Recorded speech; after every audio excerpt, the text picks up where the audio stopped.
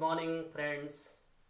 Today I will teach you active and passive voice, very important topic of English grammar. Okay? तो actually इस topic में क्या है कि सेंटेंस आपका एक्टिव होगा and you will change it into passive voice. Rarely कभी कभी ऐसा भी होता है कि पैसिव होता है और आपको एक्टिव में चेंज करना होता है. ओके, तो फर्स्ट ऑफ ऑल आपको ये जानना है कि what is active voice. What is active voice. Okay, तो I am writing a sentence. He sings a song. Okay, he sings a song. This is example of active voice. अब आप कहेंगे कि ये सेंटेंस एक्टिव वॉइस क्यों है. Give reasons. Because he is subject and ये sentence आप जो देख रहे हैं ये क्या, ये सब्जेक्ट को प्रीफर कर रहा है, सब्जेक्ट प्रधान सेंटेंस है. That's why this is active voice sentence. Okay, तो ही सब्जेक्ट है और यहाँ पे ये क्या है, ये आपका वर्ब है. ये आपका क्या है, ये आपका ऑब्जेक्ट है. ओके, तो ये सेंटेंस कैसा है आपका, एक्टिव है, लिखा भी एक्टिव वॉइस है. If we want to change the sentence into passive voice, अगर हम इसको पैसिव बनाते हैं तो क्या बनता है, तो एक्चुअली वो सेंटेंस आपका ऑब्जेक्ट से स्टार्ट होता है, आप जानते भी होंगे. तो ये सेंटेंस पैसिव आपका बन जाएगा अ song is sung by him. Okay, तो ये सेंटेंस का पैसिव हो गया. क्या बना, अ song is sung by him.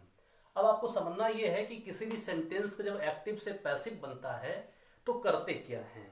ठीक है ना, क्या करते हैं. तो फर्स्ट ऑफ ऑल आपको समझना है, अगर किसी भी सेंटेंस का एक्टिव से पैसिव बनाते हैं तो सेंटेंस का मीनिंग नहीं चेंज होना चाहिए. जैसे यहाँ पे आप देखते हैं वह एक गीत गाता है, इसका मतलब क्या है, वह एक गीत गाता है. ठीक है ना. नीचे वाले सेंटेंस जो पैसिव में लिखा हुआ है इसका मतलब आ रहा है कि उसके द्वारा, सॉरी, या हम कह सकते हैं a song is sung by him.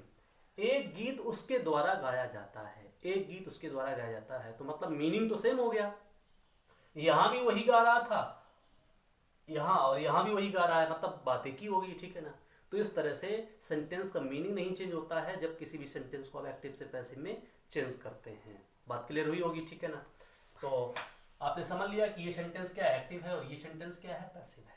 Okay, अब मैं आपको ये बताता हूं कि सपोज कोई सेंटेंस है वो असर्टिव सेंटेंस है. तो असर्टिव सेंटेंस जब होता है और उसको हम पैसिव में चेंज करते हैं तो किस तरह से हम चेंज करते हैं, क्या क्या बेसिक चेंज होता है आपको समझना है. तो एक्चुअली असर्टिव सेंटेंस आपका होता है दैट मे बी अफर्मेटिव और नेगेटिव. वो नेगेटिव भी हो सकता है, अफर्मेटिव भी हो सकता है. ओके, तो सपोज ये सेंटेंस एक लिखा है, जैसे मैंने यहाँ पे एग्जांपल दिया, ये सेंटेंस क्या है, ये भी असर्टिव है, ये हम कह सकते हैं अफर्मेटिव है. सपोज ये फॉर्मेट मैंने लिखा आपको, subject first of all, after that main verb in object. Okay, ये क्या है, ये एक असर्टिव सेंटेंस का फॉर्मेट है. असर्टिव,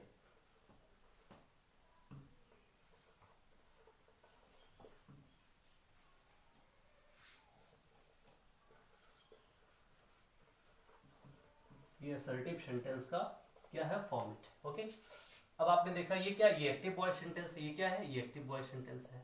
अब सपोज इसका पैसिव बनाना है, कोई भी सेंटेंस हो सकता है, तो फर्स्ट ऑफ ऑल आप क्या लिखते हैं, ऑब्जेक्ट लिखते हैं, और ऑब्जेक्ट के बाद क्या होता है, हेल्पिंग वर्ब लिखते हैं, और उसके बाद क्या करते हैं, एम थर्ड. अब आपको समझना ये है कि किसी भी सेंटेंस का जब आप पैसिव बनाते हैं तो जो वर्ब होता है उसका थर्ड फॉर्म लिखा जाता है. थर्ड फॉर्म तब आप यूज करते हैं जब किसी भी सेंटेंस का आप पैसिव बनाते हैं. ठीक है ना. इसके बाद क्या करते हैं, बाई मोस्टली, और बाई के बाद सब्जेक्ट यूज करते हैं. तो आपने क्या देखा, ये फॉर्मेट है.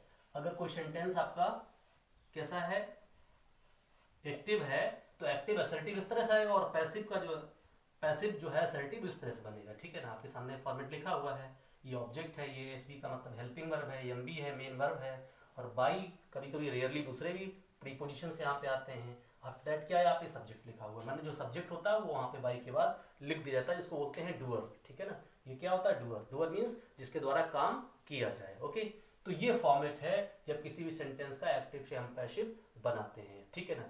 सपोज वो आपका सेंटेंस इंट्रोगेटिव है, कैसा है, इंट्रोगेटिव है. तो इंट्रोगेटिव में स्टूडेंट्स क्या होता है कि first of all actually interrogative में या तो सेंटेंस हेल्पिंग वर्ब से स्टार्ट होगा या फिर वो क्वेश्चन वर्ड से स्टार्ट होगा. अगर वो आपका सेंटेंस हेल्पिंग वर्ब से स्टार्ट होता है तो जनरली ये फॉर्मेट बनता है, helping verb, after that subject, और after that main verb, object, okay, इस तरह से लास्ट में क्या आता है, क्वेश्चन मार्क आता है, ये फॉर्मेट बनता है। एचवी का मतलब helping verb, subject, main verb, object. Generally sentence इस फॉर्मेट पे लिखा जाता है। जब इसका हम पैसिव बना देते हैं तो फर्स्ट ऑफ ऑल देखिए, अगर कोई सेंटेंस एक्टिव हेल्पिंग वर्ब से स्टार्ट होता है तो पैसिव भी किससे स्टार्ट होता है, हेल्पिंग वर्ब से ही स्टार्ट होता है, ठीक है ना। उसके बाद यहाँ पे सब्जेक्ट लिखा, लेकिन यहाँ पे क्या लिखा जाएगा, ऑब्जेक्ट लिखा जाएगा। उसके बाद में यहाँ पे तो यमी आई टेंस के हिसाब से, लेकिन यहाँ पे हमेशा क्रिया की थर्ड फॉर्म ही यूज की जाएगी। यहाँ पे बाई, और बाई के बाद क्या करते हैं, सब्जेक्ट को लिख देते हैं, लास्ट में क्वेश्चन मार्क कंपलसरी है, ठीक है ना। ये फॉर्मेट है अगर कोई सेंटेंस इंट्रोगेटिव है। अगर वही सेंटेंस आपका क्वेश्चन वर्ड से स्टार्ट होता है, ठीक है ना, क्वेश्चन वर्ड से स्टार्ट होता है तो पैसिव भी किससे स्टार्ट होता है, क्वेश्चन वर्ड से। शेष पूरा वही रहेगा यहाँ पे, ठीक है ना, यहाँ पूरा वही रहेगा। सिर्फ क्या है, क्वेश्चन वर्ड से स्टार्ट होगा तो यहाँ भी क्वेश्चन वर्ड से ही स्टार्ट होगा। तो आपने देखा क्या कि अगर सेंटेंस असर्टिव है तो सब्जेक्ट से स्टार्ट होगा एक्टिव, और पैसिव ऑब्जेक्ट से स्टार्ट होगा। अगर सेंटेंस आपका इंट्रोगेटिव है एक्टिव तो हेल्पिंग वर्ब से स्टार्ट होगा, तो उसका पैसिव भी हेल्पिंग वर्ब से स्टार्ट होता है। अगर आपका सेंटेंस इंट्रोगेटिव है और क्वेश्चन वर्ड से स्टार्ट हो रहा है एक्टिव, तो पैसिव भी क्वेश्चन वर्ड से ही स्टार्ट हो रहा है, ये आपने समझ लिया। मैंने आपको ये बता दिया है कि असर्टिव इंट्रोगेटिव कैसे बनता है। अब आपको समझना है कि अगर कोई सेंटेंस प्रेजेंट इंडेफिनिट में है तो उसका पैसिव बनाएंगे तो क्या यूज करेंगे, ठीक है ना। तो एक्चुअली सबसे पहले तो मैंने बता दिया कि जब किसी भी सेंटेंस का आप पैसिव बनाएंगे तो वर्ब की थर्ड फॉर्म ही लगाते हैं, एम भी थर्ड लगाते हैं, ठीक है ना। थर्ड फॉर्म द वर्ब लगाते हैं किसी भी सेंटेंस का अगर पैसिव बनाए, ठीक है ना। तो मान लो सेंटेंस प्रेजेंट इंडेफिनिट का है और उसका पैसिव बनाएंगे तो क्या यूज करेंगे आप, इजेमार यूज करेंगे, ठीक है ना, इजेमार यूज करेंगे। वहीं अगर आपका सेंटेंस प्रेजेंट कंटी का है तो इजेमार तो यूज करेंगे, साथ में बीइंग यूज करते हैं, ठीक है ना। प्रेजेंट परफेक्ट का है तो यहाँ पे हैव के साथ बीइंग यूज कर देंगे, ठीक है ना। अगर आपका सेंटेंस पास्ट इंडेफिनिट का है तो पास्ट इंडेफिनिट में क्या यूज करेंगे, वाज वर यूज करेंगे। पास्ट कंटी है तो पास्ट कंटी में क्या यूज करेंगे, वाज वर के साथ बीइंग यूज करेंगे। पास्ट परफेक्ट में है तो वहां पे हैड के साथ बीइंग यूज करेंगे, ओके। फ्यूचर इंडेफिनिट में है तो वहां विल शैल के बाद बी यूज करेंगे, ठीक है ना। फ्यूचर परफेक्ट टेंस में है तो विल हैव के साथ में क्या होता है, बीइंग यूज करेंगे यहाँ पे।